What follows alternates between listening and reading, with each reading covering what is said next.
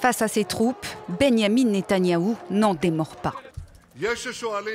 Il y a ceux qui demandent « Jusqu'à quand dureront les combats ?» Et je réponds par ces mots « Jusqu'à la victoire. Jusqu'à la victoire, même si cela prend du temps. » Pour le Premier ministre israélien, tant que ces objectifs ne seront pas atteints, Israël se garde le droit de prendre les armes, un impondérable à tout accord en vue d'une trêve à Gaza. Le plan actuellement à l'étude comprendrait 3 phases. La première inclurait un cessez-le-feu de 6 semaines, pendant lequel le Hamas libérerait une partie des otages, Israël une partie des prisonniers palestiniens.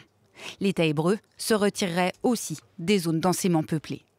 Point clé de cette première étape, si les négociations devaient durer plus de 6 semaines, le cessez-le-feu serait maintenu jusqu'à parvenir à un accord permettant de mettre en place la seconde phase.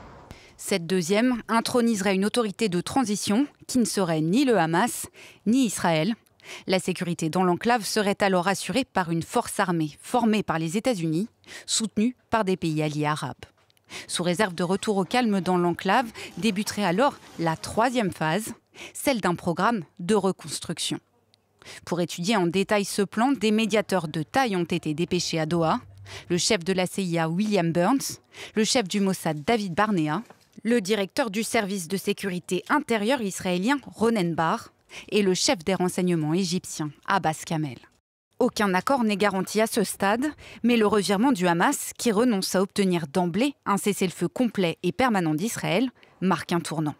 En parallèle de ces discussions qui doivent se poursuivre au Caire, l'envoyé spécial des États-Unis au Moyen-Orient a fait le déplacement dans la région.